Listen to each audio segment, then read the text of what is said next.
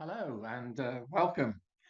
And thank you very much for joining us. Welcome from me, Michael Scott, in Oxford, in the United Kingdom, and from my joint convener, Sanford J. Ungar, in Washington, D.C., to the 35th jointly promoted event between the Future of the Humanities Project and the Free Speech Project. The latter is sponsored by Georgetown University, and the former by Georgetown's Humanities Initiative in association with Campion Hall, Oxford, and the Las Casas Institute for Social Justice, Blackfriars Hall, Oxford. Together, the two projects consider issues concerning human dignity, rights, cultures, histories, traditions, freedoms in a wide spectrum of educational activity, policy, expression, and aspiration. In a moment, I'll hand over to Sandy, who is the director of the Free Speech Project. He will introduce today's distinguished guests and moderate the ensuing discussion before I return to chair the question and answer session in about 40 minutes' time. From the start, you can type in questions to the panel by using the Q&A button at the bottom of your screen. Please use the Q&A button and not the chat button. These will come to me during the session, and I will try and put them to the panel for consideration. We urge you to ask questions as and when they occur to you so that there's no bottleneck at the end. I hope you enjoyed today's discussion. Over to you, Sandy. Thanks very much, Mike. It's great to have hit number 35 in our series that started as a little experiment during the pandemic and almost 3 years now. Beautiful fall day in Washington, D.C., and a time of sadness about many things happening in the world. But our focus today is to talk about the current American spectacle and how people have reacted around the globe to some of the confusion in American politics and culture and some things that are happening here that, frankly, leave us ourselves incredulous sometimes, including recently.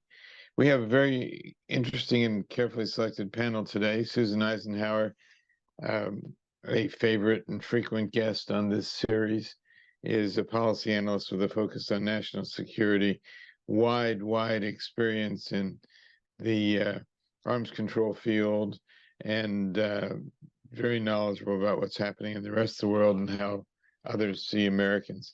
Nirmal Ghosh has been a foreign correspondent for the Straits Times of Singapore since 1994. Most recently, in the last 7 years, perhaps it is, in Washington and covering the United States very ably for various Asian audiences.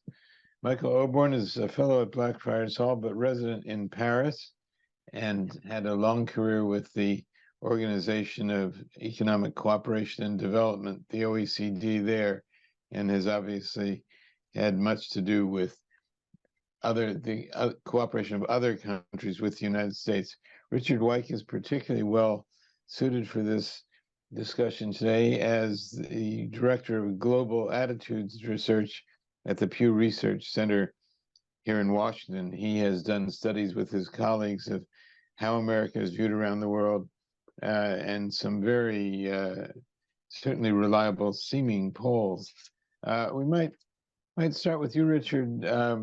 I saw that your latest poll in June, perhaps before some of the most recent catastrophes occurred, such as the disappearance of a speaker from the House of Representatives.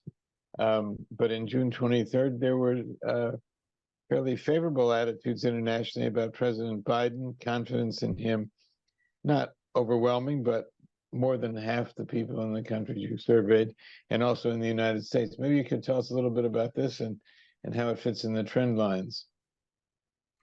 Yeah, absolutely. And thanks for having me as part of this discussion, Sandy. Yeah, at Pew, we've been doing these surveys on what people think around the world about the United States now for over 2 decades. And, we've seen a lot of changes over that time. If you get back to the George W. Bush era, we saw a rise in anti-Americanism, a lot of opposition to key elements of Bush's foreign policy, particularly the Iraq War.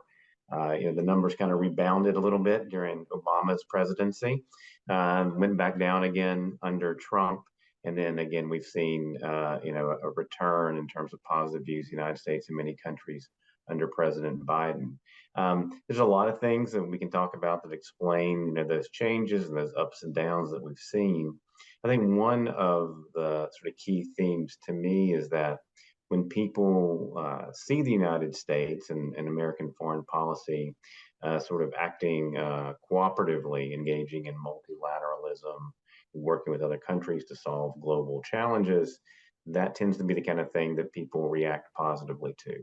When they perceive that the United States is going it alone, or the United States is withdrawing from international commitments and things like that, that tends to lead to more negative numbers for the United States in our surveys. And one of the things that people reacted positively to, I think, when it comes to President Biden compared to his predecessor, is that they see him engaging in more multilateralist efforts or more international cooperation. And that's one of the things, at least, that's led to some more positive numbers over the past couple of years in terms of how people feel about the United States. Thanks. Susan, from your perspective, broad international perspective, what do you see happening, and how does it jibe with how Americans are feeling about their place in the world, as far as you can tell?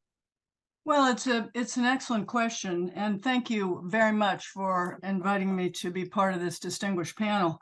I think that there is concern given the recent tumult, not only in Russia and Ukraine, but also now in the Middle East, that there is concern about what America's position is going to be and whether we can be regarded as a reliable partner. I just met with a group 2 days ago who are from Eastern Europe, and they're deeply concerned that the events in the Middle East are now going to refocus our effort and attention in that part of the world, as opposed to the things that are underway in their part of the world. So I think it'll be very interesting, and I'm looking forward to hearing what Richard's research produces after we settle in on these really shocking events of Saturday onwards, because I think this is going to be really a time where people are looking again at how all the major actors are performing.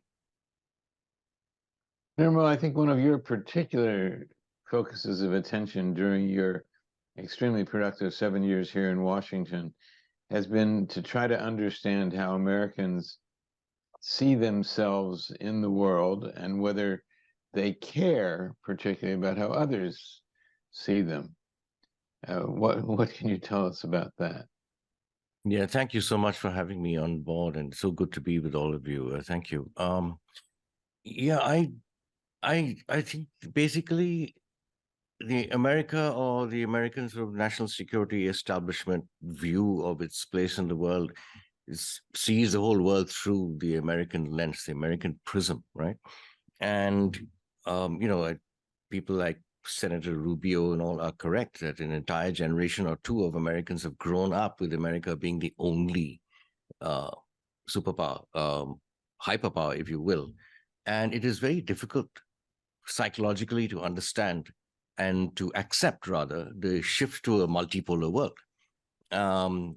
If you look at Southeast Asia, which the Straits Times, of course, being from Singapore, if you look at the Southeast Asia perspective, there was also very Pew's surveys make very interesting reading, but there was also a very interesting study by the Asia Society earlier this year. They had a closed-door session with officials and intellectuals from across ASEAN, and a couple of points emerged. One is that the US should not look at a region like ASEAN merely through the prism of US-China competition. And the other thing that emerged is that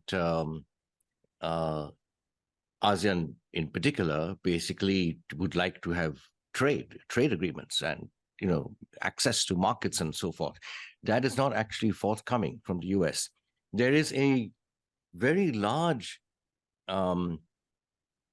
very substantial US reservoir of soft power in the region. Everybody likes the US. Everybody wants the US to be present, notwithstanding the issues they have with the US. There are no illusions about the US either. I mean, the Iraq invasion 2003 was obviously a huge turning point. And there is also a perception in that region, in Southeast Asia, that the US is provoking China, and that the US should should sort of hold back a bit on that, because that induces sympathy for China. Because the people of that region and significant Chinese minorities across the region don't want to be put into that position. Michael Oborn, you've spent years in Paris observing the interrelationships of Western economic powers and democracies, and how have the attitudes toward the United States evolved over that time, from your point of view, especially in Europe? Well, thank you for inviting me to share these ideas with you and with this very distinguished panel, has been mentioned. It's difficult to speak on behalf of all the range of European positions, because they're the national positions, and increasingly there's a separate community or EU position, and then beyond that you have the non-EU members in Europe and beyond. The things that have been mentioned were certainly the hallmarks of changes in views toward the United States. Emerging in the 80s, there was a strong sense of alliance. As the Soviet Union disintegrated and changed the political environment, there were different approaches to how to deal with this, particularly with regards to Russia. And that led to a significant, I would say, practically méfiance, as they say in French. It's a little, people were wary of being led by Washington, no matter which administration it was. Then later, as the political situation in Washington complicated and changed after the Clinton administration, there was decided hostility to American leadership in certain areas, and in particular in dealing exclusively as the leader of the pack on Russia. And then, of course, China emerged later, and the European Union itself made it clear that they had different views on the way in which the Union would treat relations with China and with Russia, and finally complicated very much by the Ukraine, the war in Ukraine, where there are different views in terms of the future settlement of the war. This is discussed rather regularly and openly in Europe, and there are different views on this, which I haven't seen in the United States. But I don't follow this. It's not as if I were bird dogging it every day. Susan, do you find yourself in your many public speeches, encounters with people, conferences you attend, and so on, do you find yourself having to remind Americans, even prominent people with considerable public responsibility and image, et cetera, that the United States should pay more attention to the rest of the world? Well, I think we're very conscious of the world, but really from our perspective and what our interests are.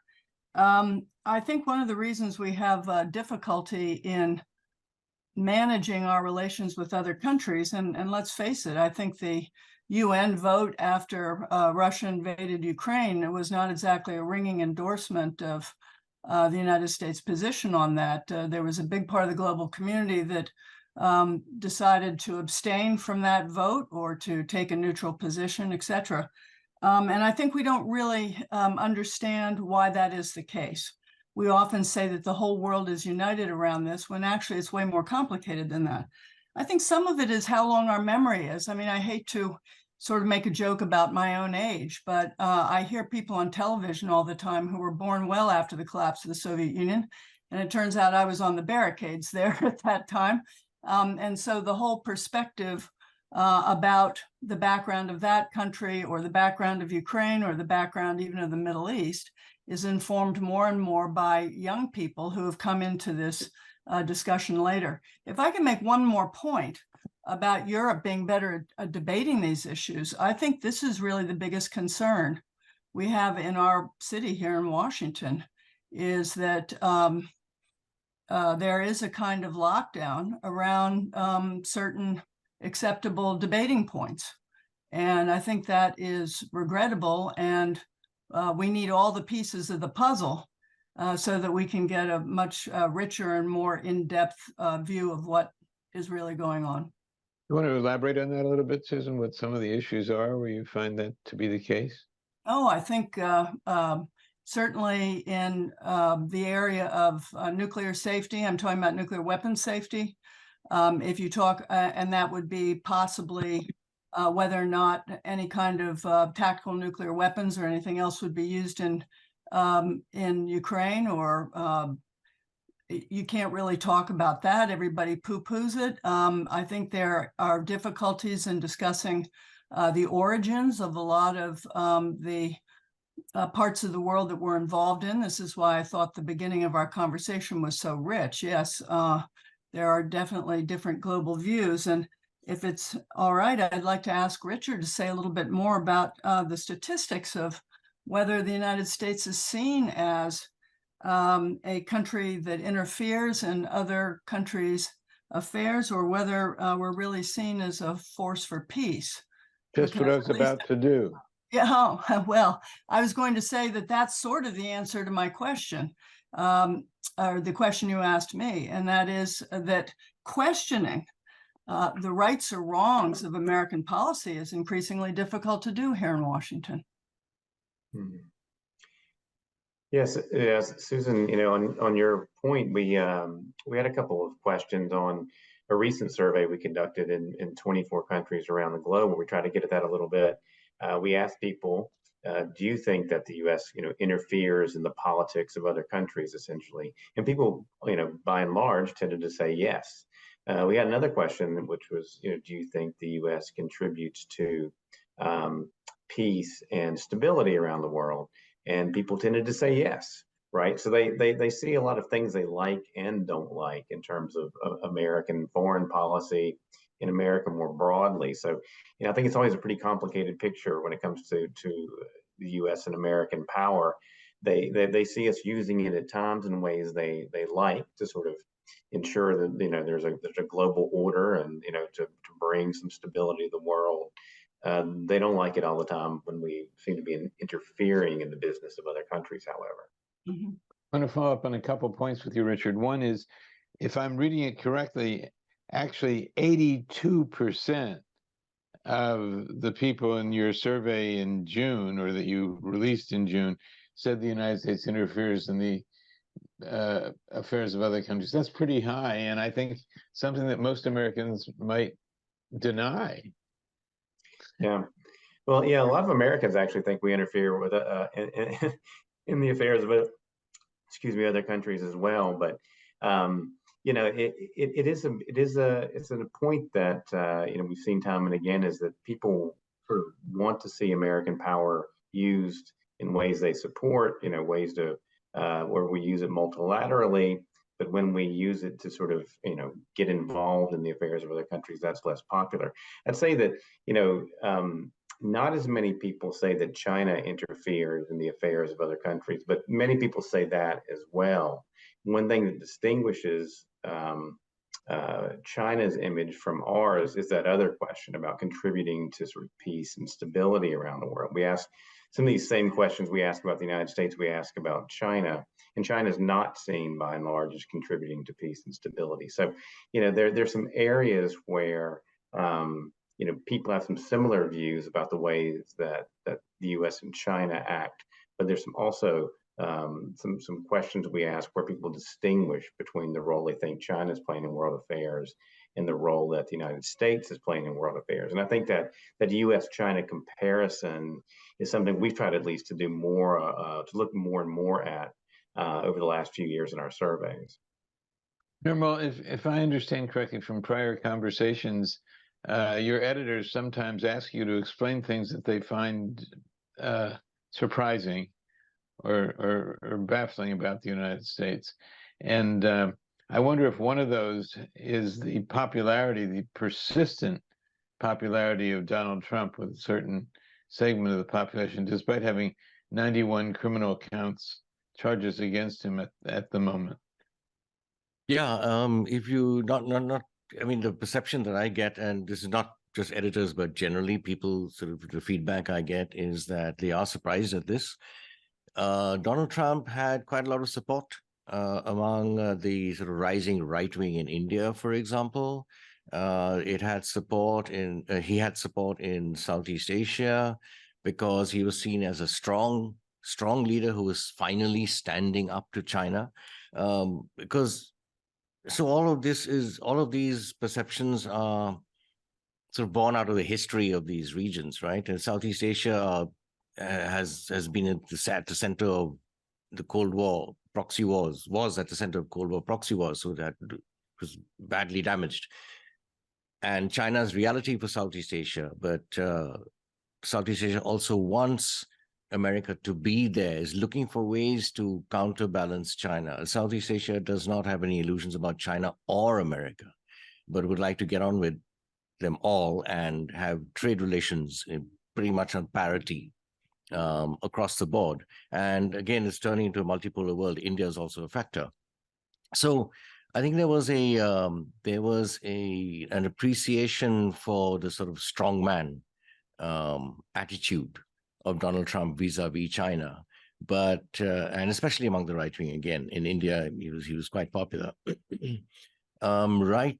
I also have to sometimes explain how the American system functions.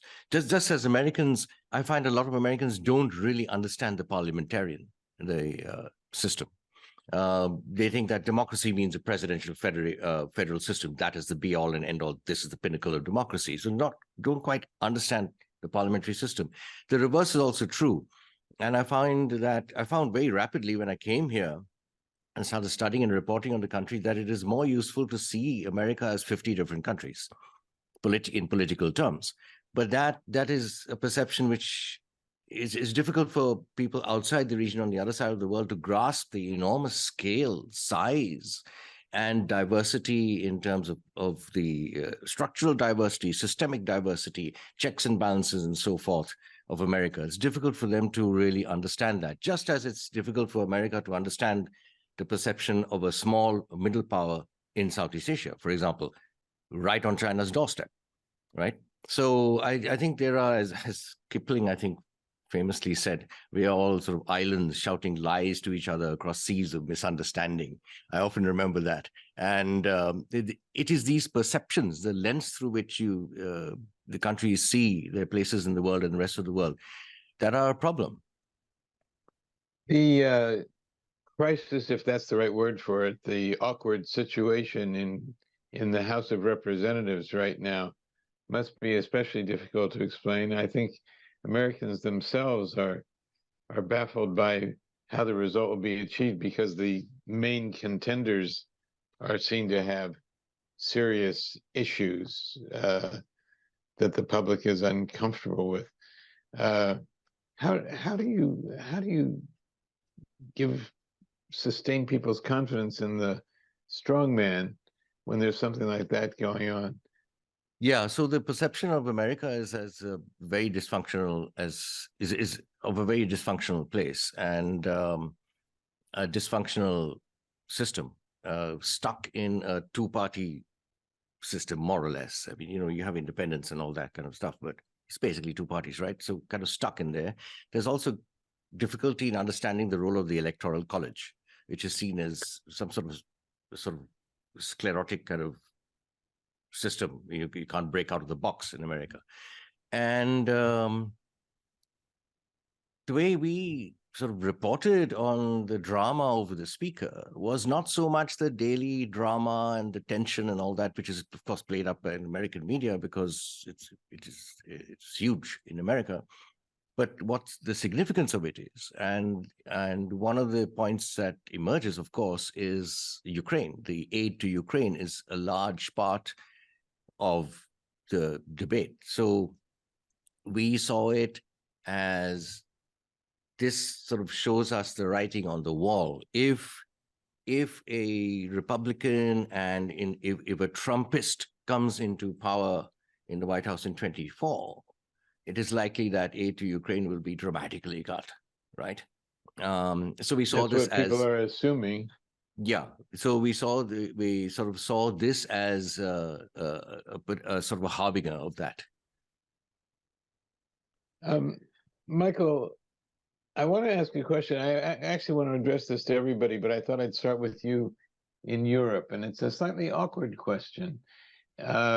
This enormous crisis in Israel and the Gaza Strip that emerged just a few days ago, long after we had sort of thought about doing this program and figuring what our agenda would be. I think some people believe that it's not only going to shake the prestige of Israel and the assumptions about its invulnerability or its superior intelligence system, et cetera, but will also have that same effect toward the United States, because the United States and Israel were very closely bound on intelligence matters, it seems. And it could be what happened in a day or 2 days in Israel could be seen as not only a blow for the prestige and the status of Israel, but also for the United States. Do you think that will emerge in that feeling will emerge in Europe? And then after that, I'm interested in other people's feelings about this as well. Well, I've seen that exact position in the news already, in both in Germany and in France. So the position and for what reasons and who is behind it is not terribly clear, but it's obviously seen as a moment when an ally, a strong ally of the United States, has been attacked, and they're sort of, well, what next? Is this going to trip any kind of special support for Israel? And that the jury's out on that. It's way too early, but it's being carefully watched in terms of American support to both military and financial support to Israel. It was in the news this morning about what was being contemplated as an increase from the United States. And of course, the military deployment was also referred to. I don't know if that was true or not. But I think the final thing, and the elephant in the room a bit about this discussion, is the demise, or at least the retreat, of multilateralism. And the feeling in Europe is that, I think, largely, is multilateralism works for the United States as long as they're leading it. But if they're not leading it, then they don't want it. And they're very vocal in all of the international organizations that I've been involved with in stating that position, that they're independent, and for reasons, political reasons and historic reasons, they can't commit to larger goals or even stronger goals. So I think there's a feeling that the United States is going it alone always. And then when things go south, they try to get everybody else involved in a multilateral affair. I mean, the Iraq war was an example of this, was ridiculed for this. And the recent performance of the United Nations is miserable. That's not a news story, unfortunately. No. Richard, obviously, I doubt you've had a survey in the field since Saturday at this point on this matter, but do you see the Israel situation as a potential, doing some potential harm to the United States in one way or another? I don't know. I'd be pretty cautious about predicting one way or another how this might affect how people think about the United States. I mean, I think it'll depend a lot on what happens over the next several weeks and months, and to the extent to which partners to address this crisis. Because I agree with what Michael said, that the kind of bigger pattern in terms of what we're seeing when it comes to how people think about the United States is how much is it seen as contributing to multilateral efforts or not, or does it only do it on its own terms? I think it's a long-standing criticism of the United States that we've seen in the past, and there are a lot of questions, as you say, about the effectiveness of the multilateral system. We ask about something like climate change, which is a big concern in many countries around the world, and people are very pessimistic that the international system in the multilateral system is going to be able to deal with a question like that, with an issue like that. So, I think this overall issue of how much the United States can work together with other nations to solve big crises and big challenges is one that's going to be very important. The only thing I would say on that front is we have seen a little bit of positive movement in our most recent polling. There's the question we've been asking for a long time about whether you think the United States listens to countries like you, essentially, when it's making foreign policy decisions. It's a big criticism people have had for a very long time of the United States, that we just ignore the interest of other countries. That view is still pretty widespread, but it's moved in a positive direction over the last few years. People are becoming more likely than they have in the past, at least, to say, we think that the United States does take our interests into account when it's making decisions about policy. So, on that front of collaboration, we've seen a little bit in terms of positive signs in our polling over the last couple of years. Susan, I wonder if you could address this issue of the effect of the crisis in Israel and Gaza, perhaps on assumptions about the United States. And then I also want to ask you about the decline of the two political parties and in the U.S. and how that complicates the outside view of America, the decline in predictability. Well, thanks, Sandy, for that question. I'm with the panel. I think it's a little too soon to tell about how America is going to be evaluated in the face of what happened in Israel. It just depends a lot on how we handle the situation. So I would put that to the side. But I do think in terms of, to the extent that there is loss of confidence in the United States and this question around our kind of crazy, complicated system, I think that there are a couple of things that are worth mentioning.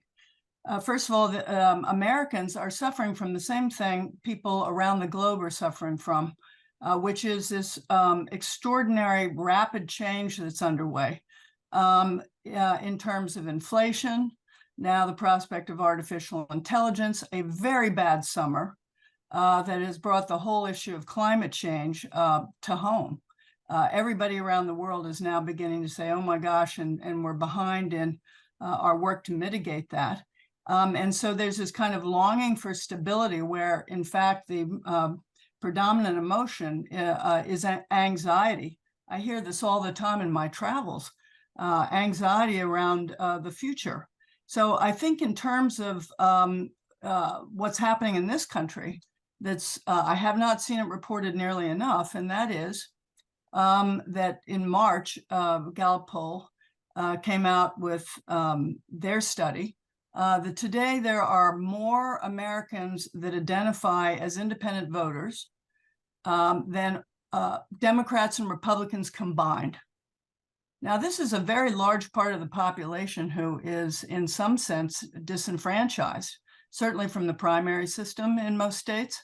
And this is a huge swing vote. So I would say not only is America's reputation tied to Israel and what the outcome of that's going to be is one factor that's too soon to tell. I would also say the upcoming election, given all of the hiccups we've had along the way, and we could certainly go into those on a specific level, but I'll just leave it there. This huge, huge group of independent voters with now a third-party candidate in the mix. I think it's too soon to tell about that too. And so the world is going to be looking at us with both hope and fear, along with a lot of other Americans too, I'll say. Could I ask you to take out your crystal ball for a moment, Susan, and answer a question that I've heard increasingly in recent weeks? Do you think that both Joe Biden and Donald Trump will actually be on the ballot next year for the presidency? Well, I gave up crystal balls after I predicted the collapse of the Soviet Union before the American government did. But if I were to look at some tea leaves now, we haven't tried the tea leaves. Better. Yeah. No, I think that there others who've done polling, I think the number was 78% that I saw, would like both of them to exit the scene. Now, we all know, and some of you here are more expert at this than I am, but there's only a certain amount of time left for other candidates to emerge in this process, which is where, again, the presence of a third-party candidate gets really interesting. So I think it's the feeling that the kind of change that's underway right now is that the stakeholders need more power around the decisions that are made that are going to be impacting their lives, as opposed to the older members of our group of elected officials. Nirmal, I wonder if you could bring us around to the question of how all this is being covered, not only internationally, but in the United States. Is there, I mean, we are concerned, obviously, my particular project, as you all know, is the Free Speech Project. And the big part of that is free press. And does the press speak freely? Does it speak originally? And does it dare raise questions, as Susan suggested earlier, that often it seems the mainstream media don't. So if you were to put on a hat as a kind of media critic about the role, reporting on the role of the United States, how's everybody doing?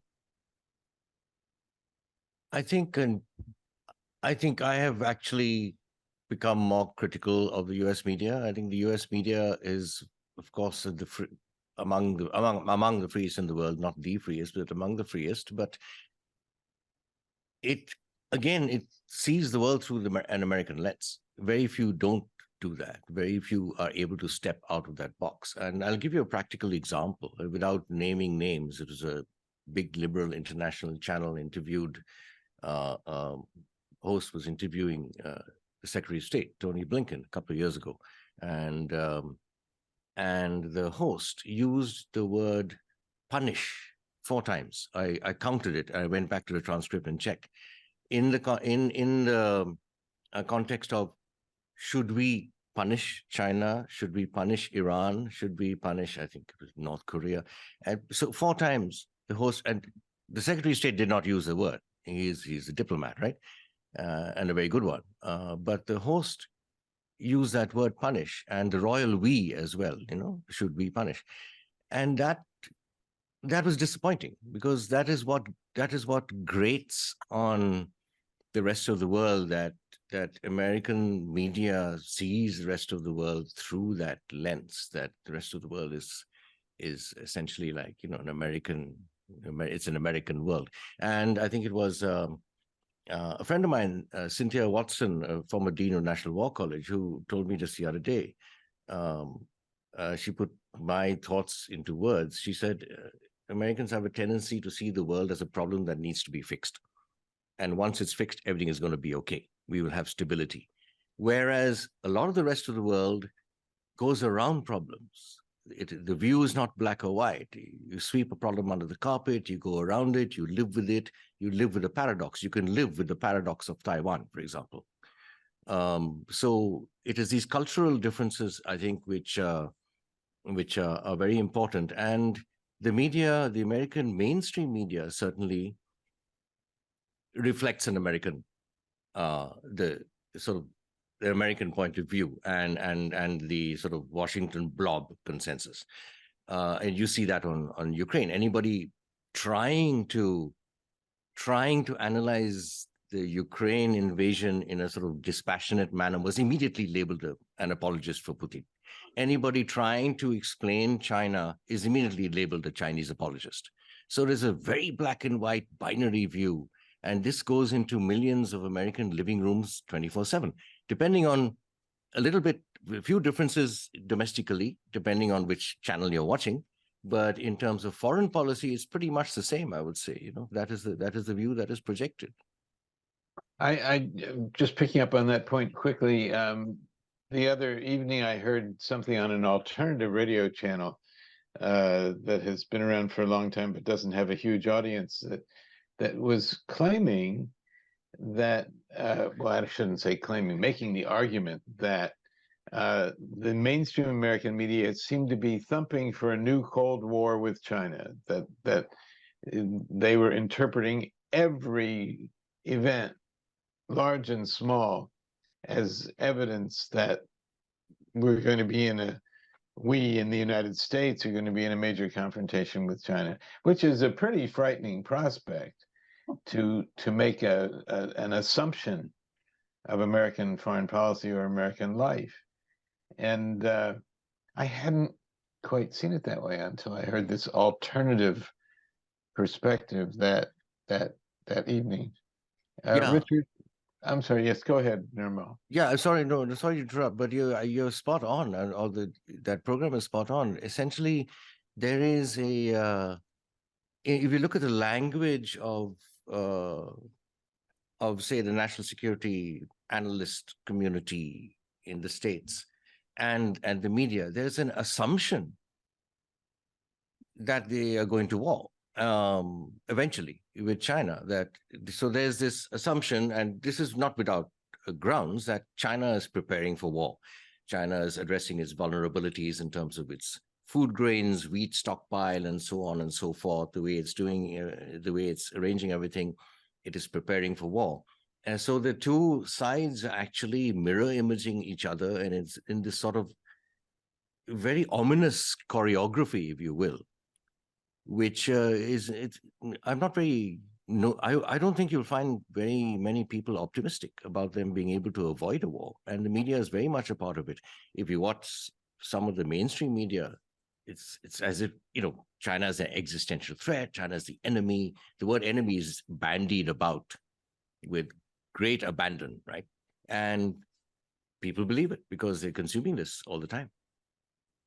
We're going to go in just a second back to Mike Scott to handle some of the questions that have come from our participants online. But Richard, before we do that, do you hear anything in all of this that implies you might have to sort of do your business a little differently and ask slightly different questions in the future? This is just speculation on my part. Yeah, well, it's always a challenge, right, to ask people these questions about, the changing international order and these big trends in foreign affairs, because we bug them at dinner time, right, and start asking them all these questions. That those kind of issues might not be top of mind, but in general, we have seen that people are pretty aware of these broad trends, right? They do see, things changing in terms of the balance of power around the world. They are, interested and care a lot about international threats. So, I think that, continuing to sort of examine how people see global challenges and threats and problems evolving is part of what we need to do. And we need to think about, not only asking questions about the US and China, but maybe more about rising powers like India and things like that, right? So trying to take into account an emerging, more complicated world is part of what we have to do in our surveys. Michael Oborn, any Yes. thoughts about different questions arising now? I think that, yes, they definitely are already bubbling up. The one of the questions I think that I've seen recently is, why don't Americans inside the United States discuss different issues more openly and more divisively? And there, of course, the voices that are saying this in Europe are looking for support for their view. And it could be about economics, it could be about immigration, it could be about current conflicts. But I think the jury is out on whether this is going to lead in the immediate future up to the election to a strong change of view. The independent road that the United States has taken multilaterally, and the poor chance of getting support from a European country if they have a difference of view from the United States. Okay, I think we'll go to Mike Scott and see what he's got from the listeners and participants from outside, and proceed that part of the program. Mike? Hi, well, thank you. Thank you for interesting discussion so far. There's some interesting questions in as well. This one comes from Katie Nick. With the ongoing rise of authoritarianism around the world, does the strongman, in inverted commas, identity of Trump and the American far-right movement create a perception that the United States is more closely related or allied with authoritarian countries? Susan? Well, all I know is that that's what the news media tells us. I don't know. Perhaps some of our other panelists can answer that question. I think anybody could look at the political statistics and see that Trump has enormous support within the Republican Party, but certainly not necessarily by any means among independents or Democrats. So, the figures look pretty tight in the presidential race, having said that. But whether or not they see, the United States turning towards a more dictatorial country, again, that's one of the great mysteries that we're going to have to see play out as this election does. I do think on this subject more broadly, that America's image could change and shift quite dramatically between the war between Ukraine and Russia and what's happened in the Middle East, and a very, very contentious political situation inside our own country. This is a highly dynamic set of circumstances that could change quite dramatically, and public opinion could reflect that, I think, rather rapidly. Richard? Yeah, well, absolutely. In terms of, potential changes in U.S. image, when Trump was elected, it led to a sharp downturn in ratings for the United States, following his election. So, certainly that'll be a big issue of the next year, right? What happens with the presidential election? I mean, on this question of, is the U.S. seen as being more authoritarian? I mean, we haven't asked that directly in our surveys. We have asked about perceptions of the health of American democracy, and it's clear that people around the world see the U.S. having serious problems right now in many ways with the health of its democracy. They see us as being very divided along partisan lines. There's a question we ask where we ask people: is the U.S. a good example of democracy for other countries to follow? Did it used to be a good example but isn't any longer, or has it never been a good example for other countries to follow? And the most common response in the countries where we do the survey is that the U.S. used to be a good example but isn't today. So there's this view that there really is a problem with the health of American democracy that's a bit new and it's getting worse. And most Americans share that view, right? This is something that's part of America's global image, but it's an assessment of American democracy that most Americans agree with too. So, here you see both Americans and people around the world right now have real questions about the direction of American democracy. Michael, from a Parisian point of view, what do you think about this authoritarianism? Well, well, the track record isn't good, either for the European countries or the United States. I mean, obviously, there are internal issues now in the United States, as have just been mentioned, that tend to present the American situation as tending toward concentration of powers. Although at the same time, there was in the British and the French, British, and Italian press recently, there was a survey that was presented in which they explained that half of the United States people interviewed could not name two of the three branches of government. And then they went beyond this and said even further, percentage couldn't name any of them. And then the tenor of the argument was, this is the prelude to a strong man government, because it means people are stepping back from the democratic model, which requires engagement and painful and discussive interaction between citizens. So this image came out, and it was commented on the television, because they were, of course, turned it inward and said, well, how many citizens of our countries could describe the political system of our country?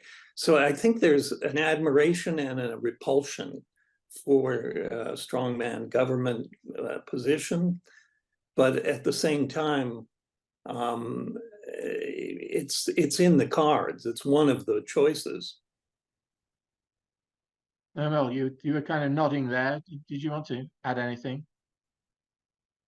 Yeah, I mean, going back to the question, it does create a perception that the US is, I would say, more. If the US veers more right, which it is actually doing, if it sort of continues on that path, there is and will be a perception that it is similar to other authoritarian governments, not allied. I mean, the question also said allied, but that's a different matter. That wouldn't be the case. But say if the US continues on this path through 24 and the next election, you will actually have potentially authoritarian governments, authoritarian people in charge of the largest economies in the world. China, India, Narendra Modi is widely seen as authoritarian, and the US might well join them, and would have a lot in common as well with other leaders. Some in Europe as well. There are strong right-wing movements in unexpected places in Europe. Really, it's kind of disconcerting that it's such a slippery slope, isn't it? That populations can veer towards this kind of in that direction so easily, and it does reflect a disillusionment with democratic processes, the dysfunction and discomfort of a free democracy, and it also reflects a sort of which is a streak in human societies everywhere, really, and we've seen it, obviously, a sort of mild sort of infatuation with the idea of a daddy state, or an authoritarian state who takes care of everything, makes everything work, and sometimes they come to power through often they come to power through a democratic process, as we've seen, right? So there's a very thin line. Yeah, absolutely. Michael, may I add a point here? Yeah, I think some of this ambivalence revolves around certainly a feeling in the United States, but also, I'm sure, in other countries around the world. And that is a loss of control. this loss of control is very intensely felt in this country. And I think the public feels it very strongly because, as we said earlier, there is all of this discussion on television about the inevitable war with China. And a lot of people are saying to themselves, why is it inevitable? I mean, what do we have the State Department for? Can't we find some solutions before we get to that stage? So the fact that we don't feel like we're being heard makes us feel like we're losing control. Then the rapidly changing international environment makes us feel like we're losing control. And so people look for remedies just to feel more balanced, to feel like they can avert their attention for a few minutes while they take care of other things. And can I jump in with a couple of quick points? I mean, to endorse what Susan said, very, very pertinent point about, if you could look back, I think it was 1971, 72. When was it? WTO in Seattle. There were 1 million people in the streets protesting against it, right? There were millions of people in the streets in European cities and American cities protesting against the invasion of Iraq. There were millions of people on the streets protesting about fossil fuels. They were pretty much ignored. And the fallout politically in the US came more than a couple of decades later, when the Middle America, the sort of disused factory towns, all those populations, they came back, they fought back through the election. Iraq was a disaster. So, unfortunately, the people are not really listened to. And I think that contributes to this feeling that we're not in control. Is this to do with the news media? There's something that occurred just a few weeks ago, which was reported in the Parisian papers, actually, and on French television, that there was a huge demonstration in London to try and get Britain back into Europe. The BBC didn't put it on. They didn't show it at all. It wasn't in the papers. It was in France's papers, but it wasn't in the UK's papers. So the media has the media got a real responsibility here to be neutral. And is the media neutral? Michael? Well, no, the media is not neutral in my view, but it's not supposed to be. I mean, it's obviously coming from a voice within a society. It's the idea that it's the truth and nothing but the truth, I think, is not an accepted view of the media. But one thing I wanted to mention is this idea of an inevitable war with China, which is much more prevalent in the United States, I think, than in Europe, is an ironic position because China itself, traditionally, the empire and China as up through the present day, has not been aggressive in the same way the United States has. And they don't rattle the swords anywhere near as much. Mm-hmm. So it's odd that everybody is signing up to this inevitability. Yeah. Okay. Let me go to a question from Jeannie Michelin, who says, they both, Trump and Biden, will absolutely be on the ballot. I think the question is who will win. And as of now, it looks like Trump will defeat Biden, as Biden has not been a strong president and has failed to address and resolve the issues in Ukraine and now with Israel. Let me preface this by saying that I am not a fan of Trump, but America needs strength right now, and under this current administration, we are looking very weak. Susan? Well, I think that it certainly looks like it's going to be both of these individuals, but we can hope, right? We can hope that they're. I don't understand actually why the Democrats are suppressing the opportunity for the president to be able to make his case in this campaign. There's no danger in having any opposition. There's an opportunity for him to show that he is, despite his age, up to this job. So As things go, it may lump along in that direction. But I think that especially young people who do not understand why we're in a period of competition, when in fact all the things that are going to save this planet require cooperation. And they're the ones that are the stakeholders. So I think you're going to see a lot of unhappiness around young people in this campaign. Normal? Yeah. I think I wrote a story, in fact, just the other day, that it's looking increasingly inevitable that both Joe Biden and Donald Trump will be on the ballot. Although all the surveys that we mentioned, in fact, say that majority of Americans don't want that kind of race. I think America is sort of stuck in Ukraine and in the Middle East with its fixed positions. And if Trump happens to win, now giant caveat there, because what will determine the outcome of the election next year is obviously probably hasn't happened yet. It could be another war, could be anything, a recession or anything.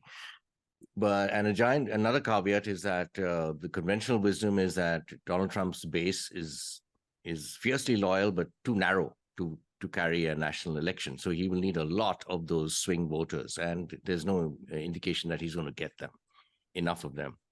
Having said that, if he gets into office, into the White House in 2024, he has a propensity to take sort of out-of-the-box decisive actions, unconventional out-of-the-box decisive actions.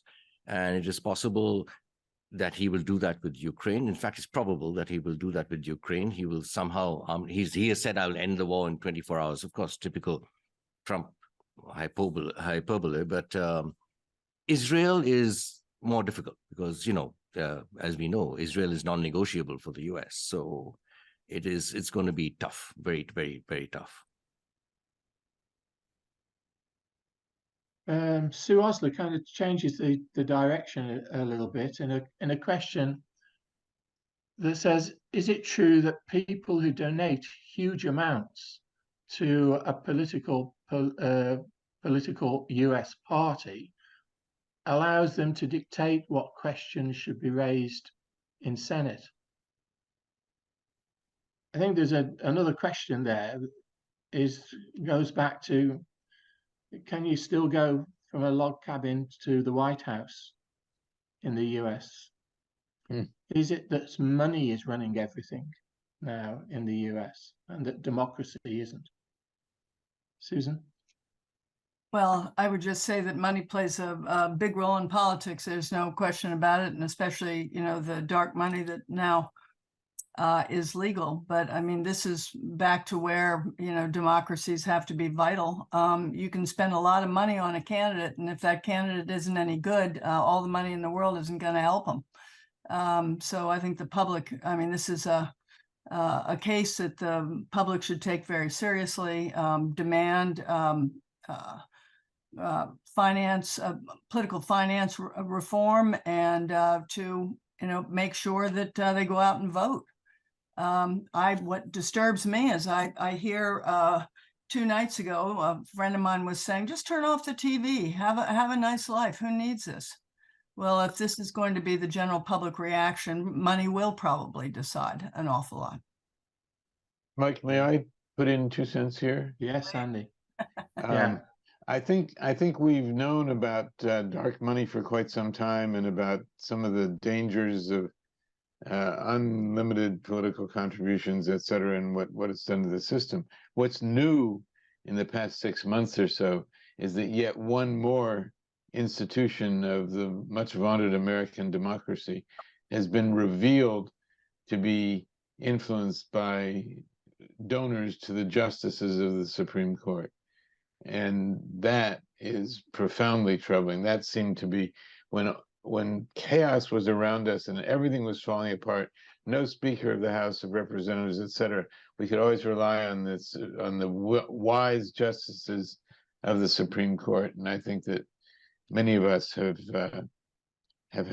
had to give pause to that thought and wonder how will we reform the Supreme Court so that some of its extraordinarily important decisions are not influenced by the equivalent of political contributions. Yeah. Well, as I've said before, Sandy, you know, it's one of the 4 pillars of democracy is the independence of the judiciary. Of The course. autonomy of the university is another. Freedom of the press and the free election of the parliament. Those are the four pillars. If one of those pillars is being controlled by another, then democracy has got a problem. You're the John Stuart Mill of our era, Mike. I tell you what, though, quite seriously, you know, and I think Nirmal mentioned it, but I mean, I grew up, I was born just after the Second World War. My eldest brother was born during the Blitz on Coventry in the Second World War.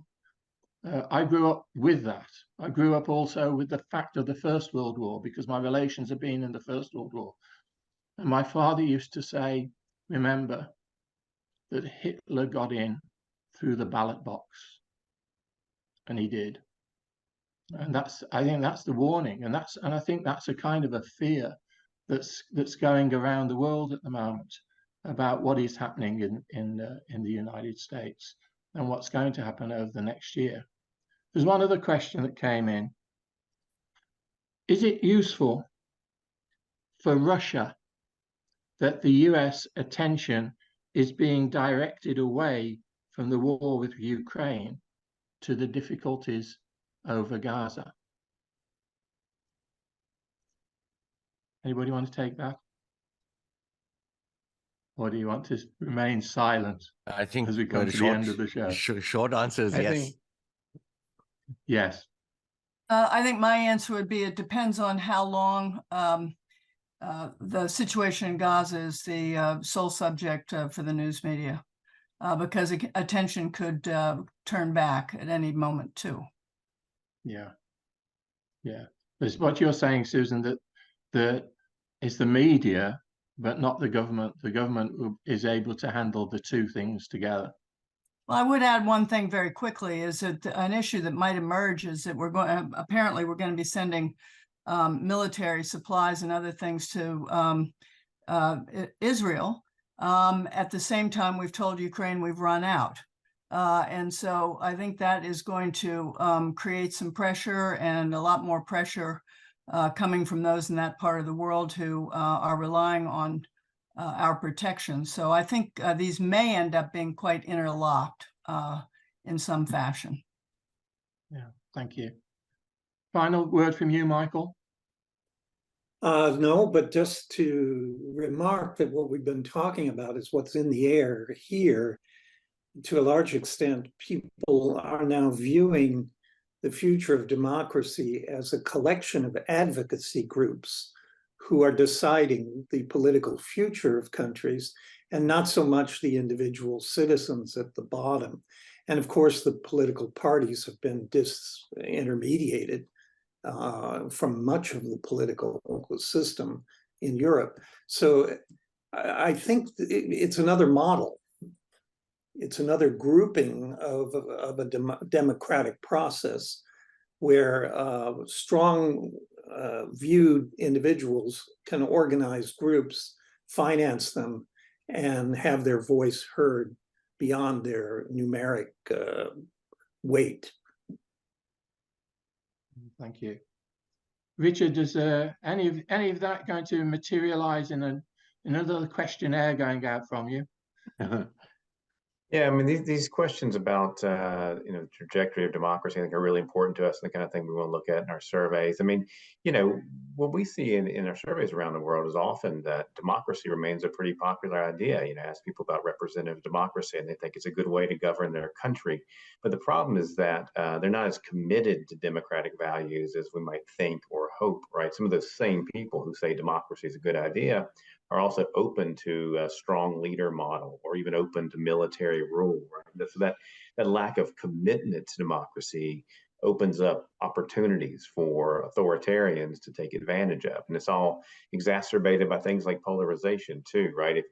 What happens sometimes is that people become so concerned about the other side winning power, they're willing to trade off some of their democratic values in order to keep their opponents out of power, right? So, democracy, you ask people about it, they'll say it's a good thing, but you got to probe a little deeper to see how committed they are to democratic institutions and to democratic values.